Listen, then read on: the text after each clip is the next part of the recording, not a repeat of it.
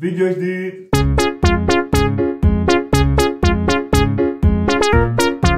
بص حكي عزيزي المشاهد انه تضل تشاهدني لنهاية هذا الفيديو، انه في خبر حلو وفي نصيحة بنهاية هذا الفيديو. حط لايك. اهلا وسهلا فيكم فيديو جديد وحلقة جديدة. كيفكم؟ شو الاخبار؟ اشتقتوا لي ما هيك؟ اللي بعرف يا جماعة الخير والله اني قاطع فترة طويلة، ولكن يا اعزائي المشاهدين لقد ظهر ترندا مترددا ترندا. وموضوع فيديو اليوم يا عزيزي المشاهد عن عرس وحفلة نارين بيوتك او نارين بيوتي. حابين نحكي شوي ونعطي راينا ونفوش الفيديو ونشوفوش العرس، لانه انا بعد ما شفت شيء يا عزيزي المشاهد مثلك الله وكيلك، يعني قاعد هيك الترندات عم تمرق وانا نايم تنين نايم، ثلاثة نايم، أربعة خميس نايم، جمعة نايم، سبت نايم. اي والله. فهاتوا لي الانترو يا جماعة الخير وخلينا نروح ونشوف ونعطي ردة فعلنا ونفوش الفيديو سوا. 3 2 1.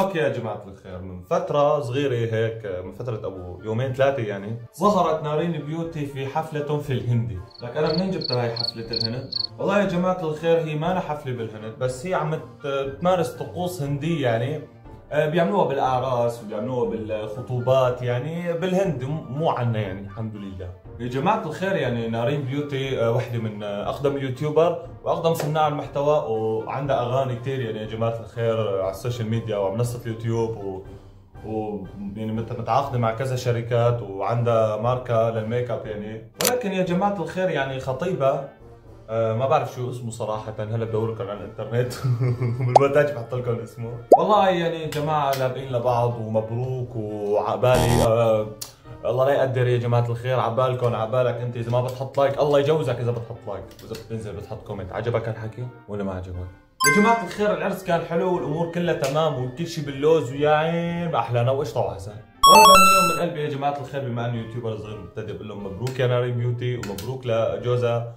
وان شاء الله هيك كلياتنا بنعمل اعراس حلوه وهيك، وكلياتنا بناخذ بنحبهم وهيك بتعمر بيوتنا. ولكن يا عزيزي المشاهد ما لاحظت معي شغله صغيره؟ اوكي يا جماعه الخير، ولكن يعني الصراحه نارين بيوتي وجوزها يعني هلا اللي بيكون جوزها هذا الزلمه اللي بيقلب هيك شعره لورا، يا جماعه الخير والله العظيم كثير مبالغين بالعرس، يعني كانه هيك شوي صغيره او فوق شوي هيك بنقطتين زياده. يعني والله يا جماعة الخير ضلت المخدمة حكتني على عرس نارين بيوتي وقالت لي مصور. يعني والله ما بعرف انه ليش كل هالمصاري وليش كل هالصرف. يعني والله يا جماعة الخير المصاري اللي حطوها بعرس نارين بيوتي، والله بتجوزني انا وبتجوز ابوي 4 نسوان، وبتجوز اولاد خالتي وبتجوز اولاد عمامي بكفونا، وبنورث فيهم اولادنا اولادنا وبتجوزوا كلياتهم بكفون وبيوفوا ديونهم، ويا عين ما احلاهم من عمر سوريا. يعني والله يا جماعة الخير انا لو ما هالفقر وهالحال الوضع هيك البلد، ايه ما بفتح قناة يوتيوب. عجبك يا عزيزي المشاهد؟ عم بمزح معك ها؟ لا تروح تصدق. انت حبيب القلب والله. اي لاف يو مشاهديني. اليوم يا اعزائي المشاهدين جينا نعمل ردة فعل على فيديوهات نارين بيوتي. خليكم مع اول فيديو. يو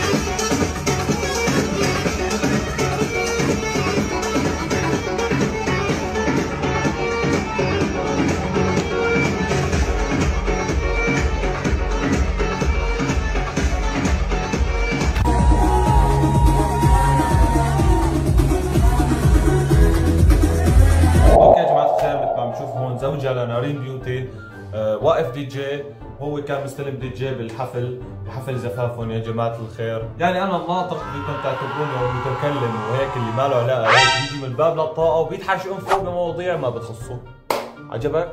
يعني والله رغم إنه أنا ما دخلني وما لي علاقة، بس يا جماعة الخير أنت عريس ليش لابس قميص؟ ليش العريس ما بيلبس قميص؟ هيك أنا قديشني فطحل وقديش هيك نافي يعني. إنه قصدي يعني ليش شالح البدلة يا عزيزي؟ انه انت اليوم عريس عين الله عليك، هيك العالم كلها عايزمه وخير بالدنيا ليش يعني بدك تشرح بالقميص شبك حبيبي انه ليش الحماس. خلينا نحكي هيك شوي انا وياك. والله عيب والله من بس ليه القصر يا اعزائي المشاهدين انه العرس كان فخامه على الاخر. اي والله يعني من بعدك يا نار البيوت انت وزوجك ما حدا يتجوز، وعمرين ما حدا يتجوز كمان. واصلا انا عرفت الجازي من بعد ما ولكن يا جماعه الخير يعني هذا الشيء يا عزيزي المشاهد لا يعني انك تصرف كل هالقد يعني انت اليوم مثلا اذا بدك تتزوج يا عزيزي المشاهد خلص تزوج لك بابو 10,000 20,000 ما ضروري انك يعني تروح تحط مبالغ طائله. عرفت علي يا عزيزي المشاهد؟ يعني لا تنفسد اخلاقكم. عرفتوا انتم بعرفكم دغري تنفسد اخلاقكم. لا تنفسد اخلاق لا ما والله يا جماعه الخير انا اذا بضل بفلح كل عمري ما بتجوز هيك جازر. لا ولا بحسن ولا بيطلع بايدي ولا وعلي الحلال اذا بضل 30,000 سنه ما بجيب حق صحنه دجل قدامك. اي والله يا جماعه الخير. وليك يا عزيزي المشاهد اذا وصلت لهي الفيديو انزل اعمل لي لايك وشير وسبسكرايب وبدي كومنتاتكم تشتغل لانه في لي موضوع هيك صغير بدنا نحكي فيه انا وياكم بنهايه هذا الفيديو. خلينا نشوف يا جماعه الخير رده فعل ام نارين على هالعرس. شو بتتمني لنارين ورامي ابنك في اهم يوم في حياتهم؟ اولا الله يوفقهم، وكانوا مصرين على هذا الزواج وانهوه بطريقه هن رضيانين عنا. نحن طبعا ما في غير الا بندعي لهم وتكون حياتهم حلوه ويكونوا حلوين بحق بعضهم. هذا اللي بنريده للاثنين. شو اللي بيخلي الزواج ناجح؟ القناعه والتفاهم ويرضوا على بعض.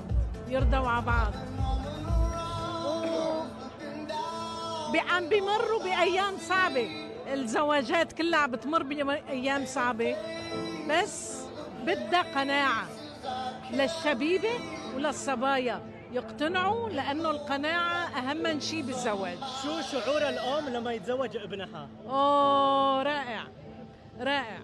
بس رح اقول لك قصه صغيره. كان عمره رامي 5 سنين وكنت عم بحضر عرس مع ابوه. كانت ام العريس عم ترقص كثير. قال لي ما بتذكر انه وقتك تجوزي رامي شد رح ترقصي. طلعت عليه قلت له يا ريت. وهذا الشعور ان شاء الله لكل ام يا رب يبعث لهم ايام حلوه ويكونوا مبسوطين بحياتهم.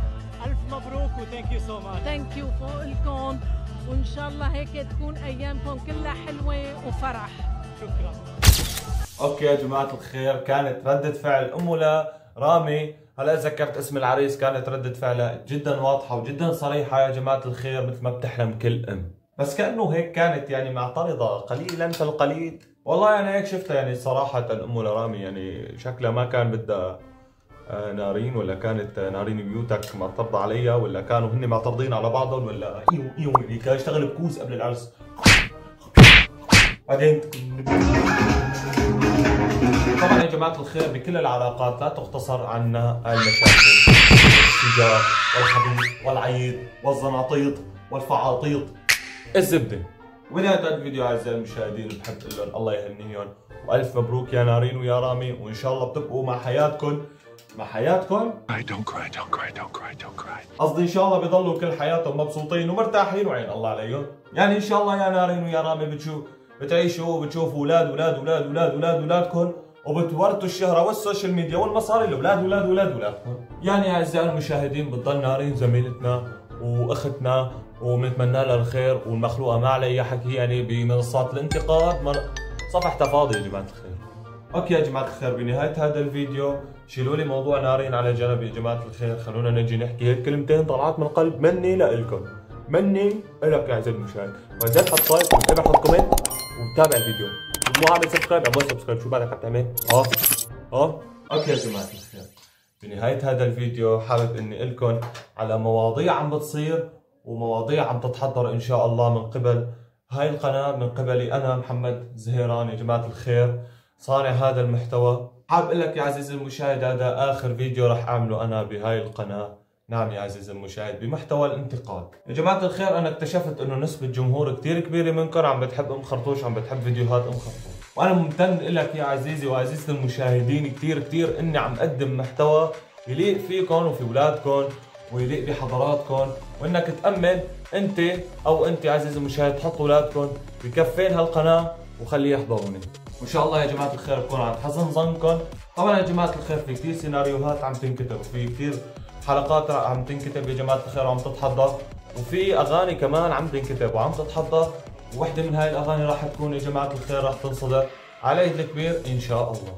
ولكن يا اعزائي المشاهدين ماني حابب اني اطلق هذا المسار من هلا لانه بعد قناتنا كثير صغيره، وطبعا يا جماعه الخير في منكم كثير كتار جدد بالقناه، يعني اهلا وسهلا فيكم وبك وبكي وبكم وبك وبكو بهذه القناه الجميله. طبعا يا جماعه الخير للجداد بالقناه انا اسمي محمد عبد الرحمن الزهيران، هذا الاسم الكامل يا جماعه الخير، عمري 21 سنه، مقيم في لبنان من سوريا من مدينه ادلب. انا يا جماعه الخير يعني بشتغل الحمد لله بمصلحه الدهن يا جماعه الخير، بدهن خشب.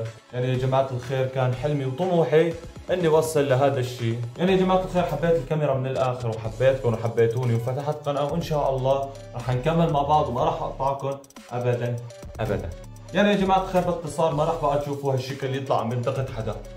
طبعا يا جماعه الخير لانه التصوير والمونتاج والشغل عم ياكل مني كثير تعب، فيا اعزائي المشاهدين بدي كومنتاتكم تشتغل، بدي لايكاتكم تشتغل، بدي شيراتكم تشتغل، بدي السبسكرايبات كلياتها تشتغل، بدي اياكم تقوموا معي قومه وحده يا جماعه الخير، خلينا نكون جيش واحد، خلينا نكون قناه وحده، يعني خلينا نحقق هذا الهدف.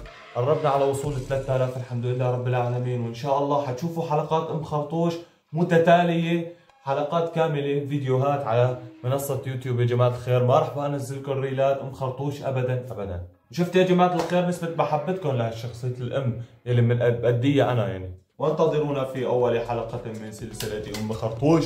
انا محمد عبد الرحمن زيران من قناه برستيوب، اراكم على فيديو جديد وحلقه ام خرطوش جديده، والسلام عليكم ورحمه الله وبركاته.